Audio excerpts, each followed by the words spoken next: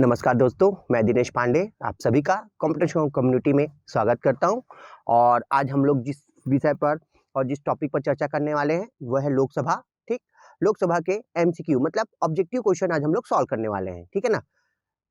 इस क्वेश्चन पे मतलब इस एमसीक्यू पर मैं एकदम वैसे क्वेश्चन को सिलेक्शन लेकर के आया हूं जिससे आपके वो क्वेश्चन अगर पेपर में आते हैं तो आपसे आसानी से बने और इसी लेवल पे क्या होता है अधिकतम क्वेश्चन पूछे जाते हैं। ठीक है, क्लियर। तो आज हम लोग जो क्वेश्चन सॉल्व करने वाले हैं वो है लोकसभा का, और लोकसभा का एमसीक्यू बहुत सरल वे में और बहुत आसानी से देखिएगा आप। अगर आपने इसको पढ़ा होगा, अगर इसकी क्लास आपने मेरी अटेंड की होगी तो आपसे यहाँ पर क्वेश्चन आसानी से बन जाएंगे। ठीक है, क्लियर। तो चलिए हम लोग स्टार्ट करते हैं लोकसभा का एमसीक्यू। क्लियर, ध्यान से देखिएगा और उसको समझते हुए क्या करना है, पढ़ना है। ठीक है, चलिए स्टार्ट करते हैं। तो लोकसभा का एमसीक्यू है, तो सबसे पहले ही क्वेश्चन है हमारा, लोकसभा के अध्यक्ष को कौन चुनता है। ठीक है ना। तो लोकसभा के अध्यक्ष को कौन चुनेगा? लोकसभा के अध्यक्ष को लोकसभा के निर्वाचित सदस्य क्या करते हैं, चुनते हैं। ठीक है, तो आंसर क्या हो जाएगा, सी, कि लोकसभा के अध्यक्ष को कौन चुनता है, लोकसभा के निर्वाचित सदस्य। देखो डायरेक्ट क्वेश्चन है और डायरेक्ट क्वेश्चन क्या कर रहा हूं मैं, उसका डायरेक्ट ही आंसर ले रहा हूं, जिससे क्या हो कि अगर आपको वो चीज पढ़ने में या आपको वो चीज याद करने में क्या हो जाए, आसानी हो जाए। तो डायरेक्ट क्वेश्चन को डायरेक्ट रूप से क्या करेंगे, सॉल्व करेंगे अपन। ठीक है, क्लियर। तो लोकसभा के अध्यक्ष को कौन चुनता है, लोकसभा के निर्वाचित सदस्य। दूसरा सदस्य, अस्थायी लोकसभा अध्यक्ष को कौन नियुक्त करता है, तो जो प्रोटेम स्पीकर होता है उसको कौन नियुक्त करेगा। तो चाहे कोई भी हो भारत में, चाहे वो किसी भी की नियुक्ति होती है, तो किसी की भी नियुक्ति कौन करता है, राष्ट्रपति। तो आंसर क्या हो जाएगा, ए, राष्ट्रपति नियुक्त करता है। उसके बाद क्वेश्चन, लोकसभा की बैठक किस प्रकार समाप्त की जा सकती है। तो लोकसभा को अगर उसकी बैठक चली तो कैसे समाप्त करेंगे, तो विघटन द्वारा, सत्रावसान द्वारा, स्थगन द्वारा, या इनमें से सभी के द्वारा। तो हाँ, विघटन भी कर सकते हैं, सत्रावसान भी कर सकते हैं और स्थगित भी कर सकते हैं। ठीक है ना, क्लियर। तो विघटन और क्या बोलते हैं सत्रावसान कौन करता है, राष्ट्रपति, और क्या बोलते हैं स्थगन कौन करता है, लोकसभा अध्यक्ष करता है। तो तीनों के द्वारा क्या कर सकते हैं, मतलब ए भी सही है, बी भी सही है, सी भी सही है, मतलब क्या हो जाएगा आंसर डी, कि तीनों के द्वारा क्या कर सकते हैं, समाप्त कर सकते हैं। उसके बाद लोकसभा का विघटन कौन कर सकता है, तो लोकसभा का विघटन करेगा राष्ट्रपति प्रधानमंत्री की सिफारिश पर। कौन करेगा, राष्ट्रपति, किसके कहने पर, प्रधानमंत्री की सिफारिश पर। ठीक है, क्लियर। उसके बाद लोकसभा की सामान्य अवधि बढ़ाई जा सकती है, मतलब उसके कार्यकाल को एक बार बढ़ाया गया था। ठीक है ना, तो कैसे बढ़ा सकते हैं, कौन बढ़ा सकता है, तो लोकसभा की सामान्य अवधि को बढ़ाया जाता है, संसद के द्वारा ही क्या कर सकते हैं, बढ़ा सकते हैं। ठीक है ना, तो क्या है, लोकसभा की सामान्य अवधि बढ़ाई जा सकती है संसद द्वारा पारित अधिनियम से, उच्चतम न्यायालय के आदेश से, भारत के राष्ट्रपति से के आदेश से, या प्रधानमंत्री। नहीं, कौन बढ़ाएगा, संसद ही बढ़ाया था, और एक बार 5 साल से 6 साल किए थे लोकसभा का कार्यकाल। ठीक है ना, क्लियर। उसके बाद लोकसभा और राज्यसभा की समान शक्तियां किस क्षेत्र में है, मतलब कौन सी ऐसा सेक्टर है जिसमें लोकसभा और राज्यसभा दोनों का क्या है, इक्वल पावर हो, या इक्वल क्या उन दोनों का अधिकार हो। ठीक है ना, तो कौन कौन सा है वो, तो पहला है अखिल भारतीय सेवा गठित करने के विषय में, संविधान संशोधन के विषय में, सरकार हटाने के विषय में, या कटौती प्रस्ताव प्रस्तुत करने के विषय में। तो दोनों का एक समान किस क्षेत्र में इक्वल पावर है। ठीक, तो अखिल भारतीय सेवा के लिए सबसे पहले किसको बोलना पड़ेगा, राज्यसभा को बोलना पड़ेगा। सरकार हटाना है तो दोनों को ही क्या करना पड़ेगा, इक्वल अपना अपना परसेंट देना पड़ेगा, मतलब मत देना पड़ेगा। संविधान संशोधन के विषय में दोनों को पारित करना जरूरी होता है, और कटौती प्रस्ताव ऐसा कोई इंपॉर्टेंट नहीं है, तो अपन को लेना है चारों में से एक। तो ये तो होगा नहीं, अखिल भारतीय सेवा वाला तो होगा ही नहीं। दूसरा है आपका संविधान संशोधन करने के विषय में, तीसरा है सरकार हटाने के विषय में, ठीक, कटौती प्रस्ताव प्रस्तुत करने के विषय में। तो ये भी कोई मतलब नहीं, क्योंकि ये तो लोकसभा का अधिकार है, सरकार पेश करती है, और इस कटौती प्रस्ताव या कटौती करने के लिए कौन बोलेगा, विपक्ष बोलेगा। ठीक है, क्लियर। तो उसको लेने का कोई मतलब नहीं है। दो ऑप्शन है, अब दोनों में से एक क्या हो जाएंगे आपके आंसर। तो एक है आपका सरकार हटाने के विषय में, और दूसरा संविधान संशोधन करने के विषय में। तो सरकार हटाने के विषय में पावर सिर्फ और सिर्फ किसका है, लोकसभा का, कि यही सबसे पहले क्या प्रस्तुत किया जाएगा, अविश्वास प्रस्ताव। ठीक, क्लियर। मगर संविधान संशोधन के विषय में दोनों का समान है, कि दोनों के दोनों को क्या करना पड़ता है, एक समान क्या करना पड़ेगा, पारित करना पड़ेगा, किसी भी मतलब संविधान संशोधन के विधेयक को। अगर दोनों पारित नहीं करेंगे तो वो पारित नहीं माना जाएगा। मगर सरकार को हटाना है तो इसके लिए सबसे इंपॉर्टेंट है कौन सा? लोकसभा इंपॉर्टेंट है। ठीक है, क्लियर? तो आंसर क्या हो जाएगा? बी। फिर उसके बाद लोकसभा का नेता कौन होता है? राष्ट्रपति, प्रधानमंत्री, लोकसभा अध्यक्ष नहीं। लोकसभा का नेता ना राष्ट्रपति होता है ना राष्ट्रपति होगा, ठीक, ना लोकसभा अध्यक्ष होता है। ठीक है ना, लोकसभा का नेता बोल रहे हैं ना, ध्यान देना, लोकसभा में विपक्ष का नेता होता है एक, और एक लोकसभा में नेता होता है। तो लोकसभा का नेता प्रधानमंत्री लोग नियुक्त करते हैं, मगर प्रधानमंत्री खुद वहां का नेता नहीं होता। तो आंसर क्या हो जाएगा? डी, इनमें से कोई नहीं। ठीक है, क्लियर? इसके बाद लोकसभा चुनाव में कोई प्रत्याशी अपनी जमानत खो देता है यदि उसने प्राप्त ना हो सके, मतलब उसको कोई चुनाव लड़ रहा है, ठीक, और अगर उसको उतना एक कैटेगरी डिसाइड है ना कि आपको इतना क्या करना पड़ेगा, मत प्राप्त करना पड़ेगा। अगर आप इतना मत प्राप्त नहीं किए तो आपकी जमानत राशि जब्त हो जाती है। सामान्यतः सभी में होता है। तो 1/6 कितना? 1/6 उसे मत प्राप्त करना अनिवार्य है। अगर इसमें से कम प्राप्त करता है तो अपनी जमानत राशि खो देगा वो। ठीक है, फिर उसके बाद कोई वित्त बिल प्रस्तावित हो सकता है, मतलब फाइनेंशियल बिल जो होता है वो कहाँ आता है? तो फाइनेंशियल बिल केवल और केवल सबसे पहले कहाँ जाएगा? आपका लोकसभा में ही जाएगा। ठीक है ना, क्लियर? और लोकसभा अध्यक्ष बताता है, ठीक, तो केवल कहाँ? लोकसभा में। कहाँ? सिर्फ और सिर्फ लोकसभा में। फिर उसके बाद निम्न श्रेणियों में से किसके विधेयक केवल लोकसभा में ही प्रारंभ किए जाते हैं? तो केवल और केवल कौन सा विधेयक होगा? जैसे इससे पहले क्वेश्चन था, तो कौन सा होता है? फाइनेंशियल बिल होता है, जो केवल कहां कहां पेश किया जाता है? सिर्फ लोकसभा में ही। तो आंसर इज सी, सबसे पहले वही पेश होते हैं ये। ठीक है, इसके बाद क्वेश्चन, किसी विशेष दिन लोकसभा में अधिकतम कितने तारांकित प्रश्न पूछे जा सकते हैं? तो तारांकित प्रश्न किसको बोलते हैं? जो कैसे होते हैं? आपके मौखिक होते हैं। कैसे होते हैं? ओरल होते हैं ये। ठीक है ना, और इसमें जवाब देना तुरंत अनिवार्य होता है क्योंकि ओरल पूछा जाता है। तो मैक्सिमम, ठीक ना, जो तारांकित प्रश्न होते हैं वो अधिकतम कितने पूछे जा सकते हैं? तो अधिकतम से अधिकतम पूछे जा सकते हैं 20। कितने? 20 पूछे जा सकते हैं अधिकतम, इससे ज्यादा नहीं पूछे जा सकते, मैक्सिमम इतना जाता ही है। ठीक है, फिर उसके बाद भारत में क्षेत्रफल की दृष्टि से सबसे बड़ा संसदीय निर्वाचित क्षेत्र, तो सबसे बड़ा संसदीय निर्वाचित क्षेत्र है तुम्हारा जम्मू कश्मीर का लद्दाख, सबसे बड़ा है ये। फिर उसके बाद लोकसभा राज्यसभा की शक्तियां समान है, किसमें समान है? राष्ट्रपति के निर्वाचन के संबंध में हाँ, उपराष्ट्रपति के निर्वाचन के संबंध में कंफर्म, राष्ट्रपति के विरुद्ध महाभियोग में हाँ, तीनों के तीनों में ही लोकसभा राज्यसभा की शक्ति समान होती है, क्योंकि राष्ट्रपति के निर्वाचन में लोकसभा राज्यसभा के निर्वाचित सदस्य पार्टिसिपेट करते हैं। उपराष्ट्रपति के निर्वाचन में लोकसभा राज्यसभा के सदस्य पार्टिसिपेट करते हैं। और महाभियोग में तो लोकसभा के कुल सदस्यों के 25 सदस्य का 2/3 पारित करना अनिवार्य है, और राज्यसभा के कुल सदस्यों के 25 सदस्य का 2/3 पारित करना अनिवार्य है। ये दोनों के दोनों का क्या है? इन तीनों में पावर सेम होता है। तो आंसर क्या हो जाएगा? उपयुक्त सभी।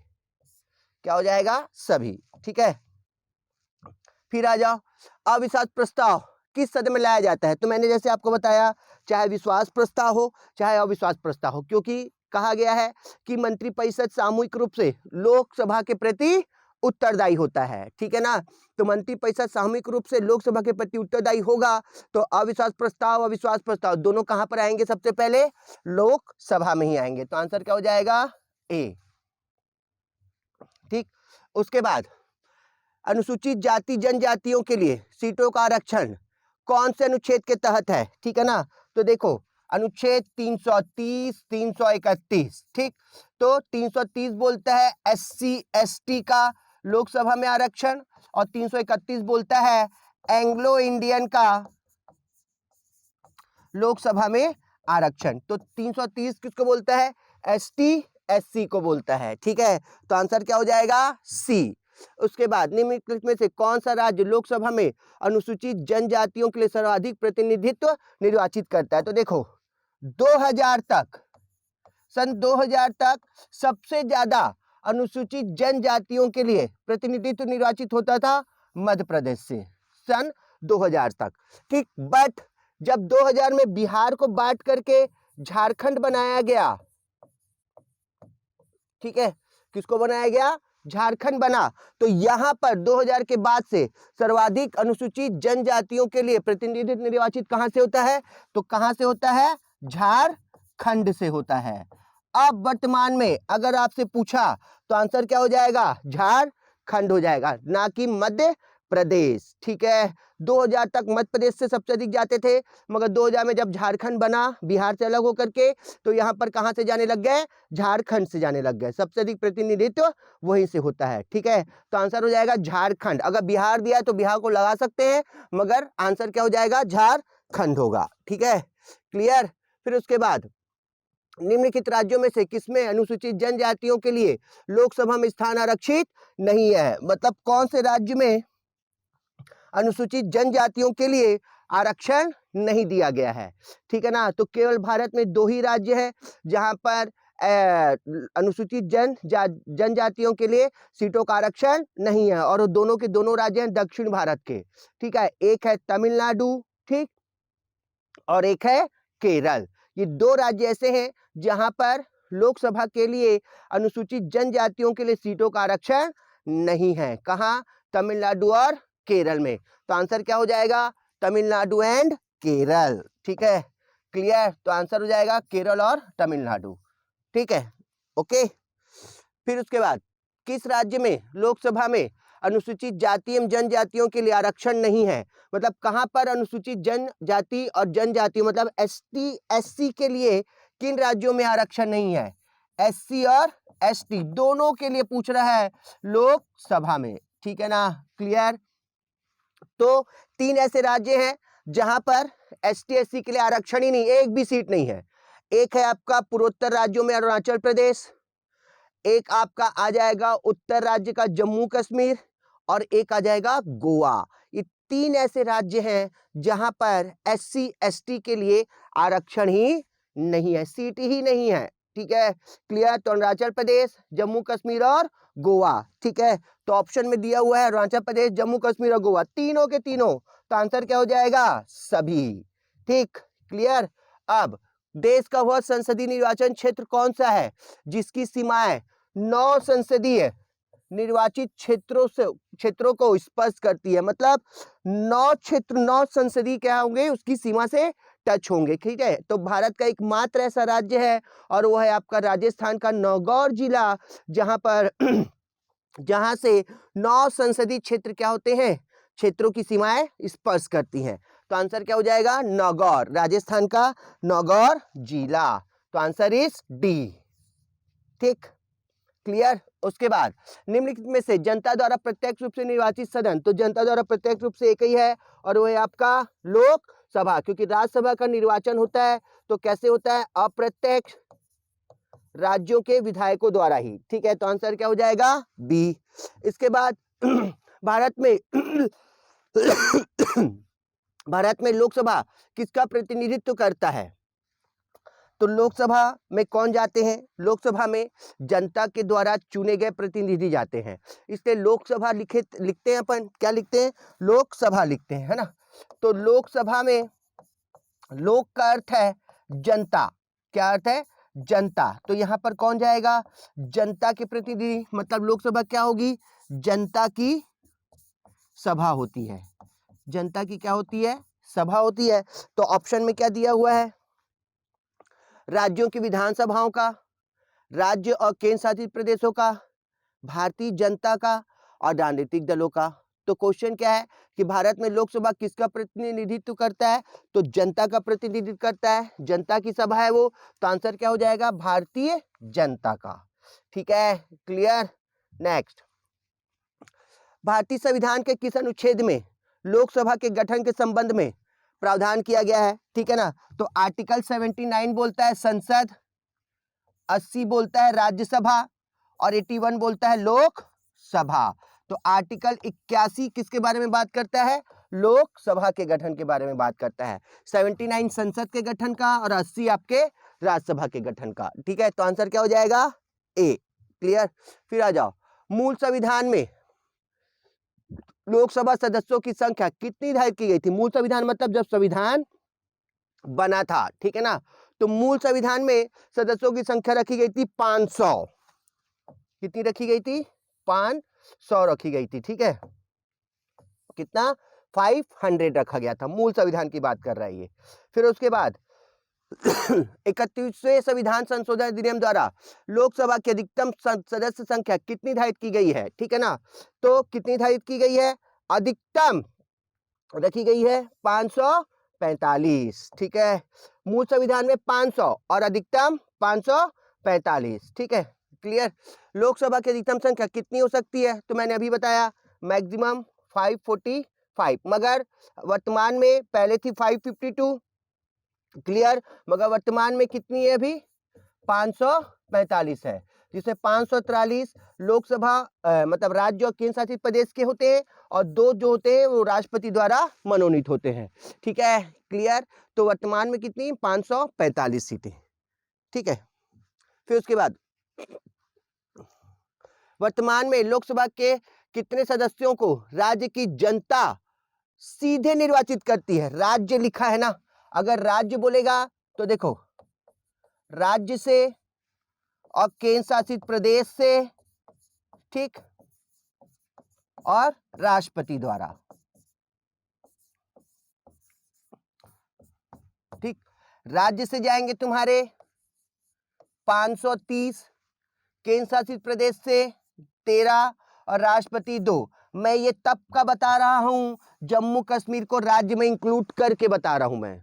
ठीक है ना, जम्मू कश्मीर को राज्य में इंक्लूड करके लोगे तो यही आएगा आपका आंसर, क्योंकि ऑप्शन यही दिया है। ठीक है, तो राज्य से कितने हो जाएंगे? 530।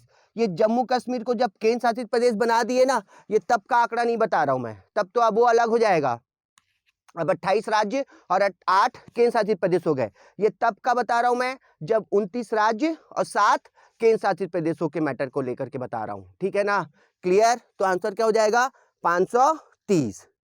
ठीक, उसके बाद वर्तमान में संघ शासित क्षेत्रों की जनता लोकसभा में अपने कितने प्रतिनिधि निर्वाचित करती है? तो संघ शासित क्षेत्र बोल रहा है, तो अभी मैंने बताया कि 530 कहां से?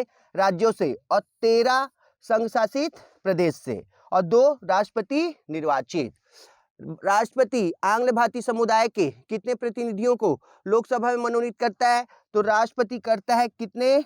2 एंग्लो इंडियन को, क्योंकि भारतीय संविधान का आर्टिकल बोलता है 331 लोकसभा में एंग्लो इंडियन का आरक्षण।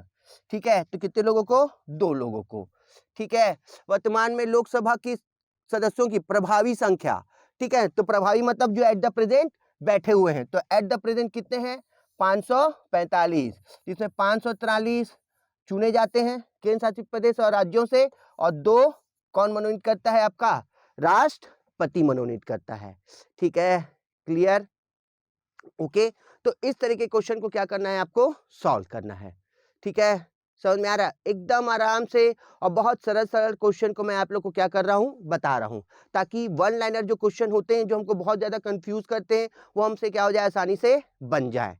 ठीक है, क्लियर? ओके। फिर देखो, राष्ट्रपति द्वारा लोकसभा में आंग्ल भारतीय समुदायों के 2 सदस्यों को किस अनुच्छेद के तहत मनोनीत करते हैं? तो कितने? कौन से? आर्टिकल 330। ठीक,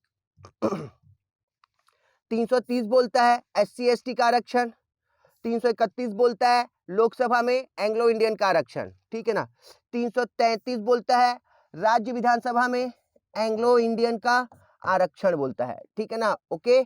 तो 331 के तहत क्या चल देगा आपका? लोकसभा में। ठीक है, क्लियर? 331 में क्या आ जाएगा? लोकसभा में। ठीक है, फिर आ जाओ, लोकसभा में आंग्ल भारतीय समुदाय में 2 सदस्यों को मनोनीत करने की शक्ति किसके पास है? तो राष्ट्रपति के पास है। सिंपल सा क्वेश्चन है और सिंपल सा इसका आंसर। ठीक है, फिर उसके बाद लोकसभा में राज्यों की किस आधार पर सीटें आवंटित है? तो सभी राज्य में किसके आधार पर होगा? जनसंख्या के आधार पर ही होता है। ठीक है ना, क्लियर।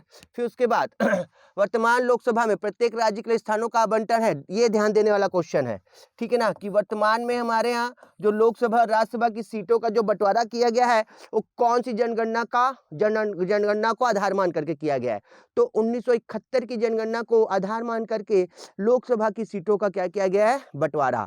1971 में भारत की जनसंख्या थी 56 करोड़, लगभग 56 करोड़ क्या थी भारत की जनसंख्या थी। तो 1971 की जनगणना को आधार मान करके क्या किया गया है आधार बना करके लोकसभा की सीटों का बंटवारा किया गया है, ठीक है ना। ओके, तो नेक्स्ट क्वेश्चन है अपना कि लोकसभा में राज्यवार सीटों का आवंटन 1971 की जनगणना पर आधारित है। यह निर्धारण किस वर्ष तक यथावत रहेगा, मगर कब तक ये बना रहेगा, तो ये रहेगा सन 2026 तक। जितनी लोकसभा की सीटें हैं 545 और राज्यसभा की सीटें हैं 245, ये यथावत 2026 तक क्या होंगी, बनी रहेंगी, ठीक है, क्लियर। तो ये एकदम सरल क्वेश्चन जिसमें से कई बार ये पेपर में आ चुका है, एग्जाम में पूछ चुका है उसको ये, ठीक है, और यही क्वेश्चन क्या होते हैं आपके रिपीट होते हैं, ठीक है। ओके, तो लोकसभा के इस क्वेश्चन को, इस एमसीक्यू को आप अच्छे से देखिए, उसको पढ़िए और उसको अच्छे से रटिए, ठीक है ना। और अगर कोई डाउट होता है तो मुझे जरूर बताएं, क्लियर, ताकि मैं आपके प्रॉब्लम को क्या कर सकूं, अच्छे से सॉल्व कर सकूं, ठीक है, क्लियर। नेक्स्ट फिर एक नया एमसीक्यू और फिर एक नई क्लास के साथ आपके सामने मैं उपस्थित रहूंगा, और उम्मीद करता हूं कि आपको ये जो हम वीडियो या आपकी जो क्लासेस हम लोग ले रहे हैं ये आप लोगों को क्या हो सके या आपको पसंद आए, ताकि कोई भी किसी प्रकार की अगर आपको कोई प्रॉब्लम होती है, कुछ चीज़ समझ में नहीं आता है, तो बिल्कुल आप कमेंट्स कर सकते हैं, ठीक है ना। हमारे यूट्यूब चैनल पर आप हमको बता सकते हैं कि किसी भी बात की, कोई भी अगर सब्जेक्ट में या आपको कोई भी टॉपिक समझ में ना आ रहा हो तो, ठीक है। ओके, तो अब नेक्स्ट वीडियो फिर आप नए टॉपिक के साथ आपके साथ मुलाकात करेंगे। तब तक के लिए बहुत बहुत धन्यवाद और आपका दिन शुभ हो। Thank you so much.